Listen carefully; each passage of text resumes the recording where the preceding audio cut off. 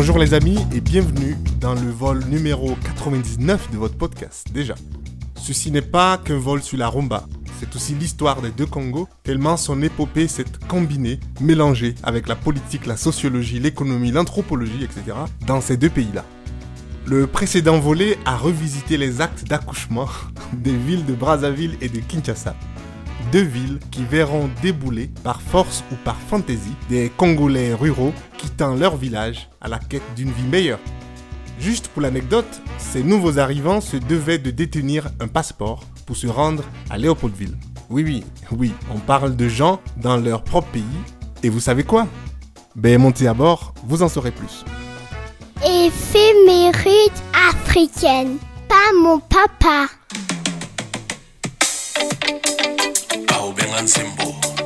Et après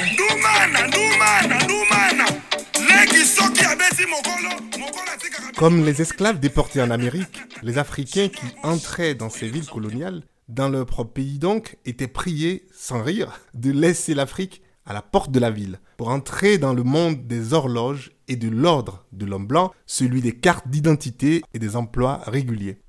Mais que ce soit en Amérique ou au Congo, la musique africaine s'est faufilée à l'intérieur et si je paraphrase l'historien Basil Davidson, elle s'est modernisée hors de ses propres traditions et de son histoire, en empruntant aux Blancs ce qui était utile et en rejetant ce qui ne l'était pas. J'invoque encore une fois le maître Dibango sur l'importance des rencontres dans la musique africaine. On pense toujours aux rencontres avec l'étranger. Mais en fait, ces rencontres commencent déjà dans l'Hippopo ou Léopoldville, avec ces nouveaux arrivants qui apportent avec eux leur langue, leur tradition, leur musique. Et tous ces éléments-là se mélangent pour donner de nouvelles associations qui vont combler le fossé entre la musique dite traditionnelle et la musique dite moderne. Et c'est de cette agglomération urbaine que va émerger un nouveau type de style musical qui, pour les Africains, était aussi révolutionnaire que la naissance du jazz américain, rien que cela. Mais avant d'y arriver à la musique, parlons de la configuration de Léopoldville dans les années 40. Il y avait alors deux groupes qui se côtoyaient sans se toucher. Je sais que cette phrase vous fait penser à n'importe quelle métropole européenne ou américaine aujourd'hui, ou encore à l'Afrique du Sud sous apartheid. Mais non. toi-même tu sais. On parle de Léopoldville dans les années 40. Il y avait d'abord le premier groupe, le groupe des Blancs, celui des colons, qui vivaient le long du fleuve sur une zone assez large appelée la ville, tout simplement. Pourquoi chercher plus loin ? Un endroit superbe avec des avenues bordées de palmiers qui reliaient Kalina, le siège du gouvernement, dans le centre-ville donc, aux zones plus résidentielles et commerciales de part et d'autre. Alors le jour, la ville grouille de monde, de toutes les origines, belges, portugais et surtout les Grecs.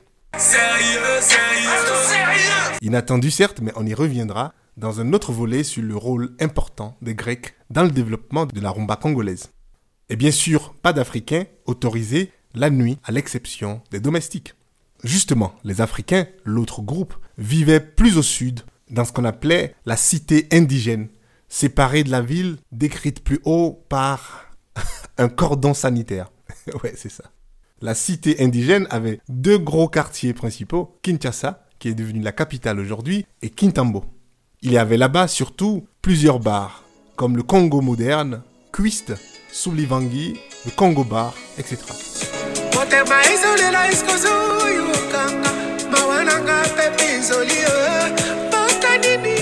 Et en 1946, comme des milliers d'autres, arrive sur Léopoldville un certain Henry Bowan. Il vient de Coquillatville, désolé, j'ai pas trouvé le nom originel de cette ville, située à peu près 400 km de l'Hippopo. Lui, Henry, qui a tellement entendu parler et chanter les musiciens de l'Hippopo, voulait devenir aussi musicien. Il ne le sait pas encore, mais non seulement il deviendra musicien, mais en plus, il sera un des grands catalyseurs dont le talent et surtout l'ambition, ou devrais-je dire la vision, vont servir à pousser la musique Congo dans des sphères beaucoup plus commerciales. Henry Bowan arrive donc sur Léo en 1946, mais avant lui, les premiers disques européens l'y ont devancé. Et encore avant ça, un des tout premiers phonographes du Congo arrivait peut-être autour des années 1900.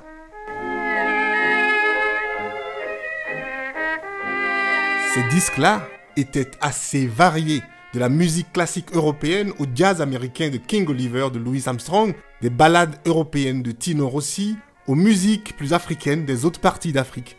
Et puis enfin, surtout aux musiques d'Amérique latine. On y arrive, me direz-vous. Parce que des musiques d'Amérique latine, voici ce que disait Guy Léon Fila, musicien et artiste, peintre congolais. La musique de l'Amérique latine, notamment les disques du label GV, ont tout de suite capté les Congolais car ils y retrouvaient leur propre musique. Fin de citation. Ces disques 78 tours du label GV, GV qui signifie probablement gramophone Victor, que les Congolais ont traduit assez subtilement en GV pour grand vocaliste. Ces disques sortis en 1933 étaient surtout des musiciens cubains tels que le trio de Miguel Matamoros, le sextet habanero de Guillermo Castillo et Gerardo Martinez, le bien moins traditionnel Don Aspiazou et son orchestre Havana Casino, et puis bien d'autres. Ces artistes par qui s'est opéré le retour au Congo de ces musiques d'Amérique latine, initialement venues d'Afrique. Je ne peux tous les citer, mais sachez que je compilerai dans une playlist dédiée sur Spotify et sur Deezer tous les artistes mentionnés dans cette saga sur la rumba. Les similarités entre les musiques d'Amérique latine et la musique congolaise étaient là, que ce soit les mélodies, les voyelles qui roulent à la fin des mots comme en lingala, et logiquement, les artistes congolais se sont mis à reproduire ces sons, ces mots qu'ils comprennent ou pas en anglais, en espagnol et en lingala. Vous aussi, à ce stade, vous commencez à voir se pointer les mélodies de la rumba, n'est-ce pas? Mais qu'en est-il des instruments? Qu'en est-il des musiciens? Mais ça, ce sera le menu des prochains épisodes de cette saga. Mon cliché africain du jour est une phrase du type « Ah, allez en piste, c'est ton genre de musique ça !» Cette phrase qu'on m'a souvent servie avec un air mi-amusé, mi-ironique dans des soirées en Europe lorsque passait un morceau du type rumba congolaise et ses dérivés comme le soukous et le coupé décalé ne devrait plus exister en 2021, cliché à déconstruire, car elle résulte du fait qu'on ignore globalement l'origine mondiale de cette musique qu'est la rumba.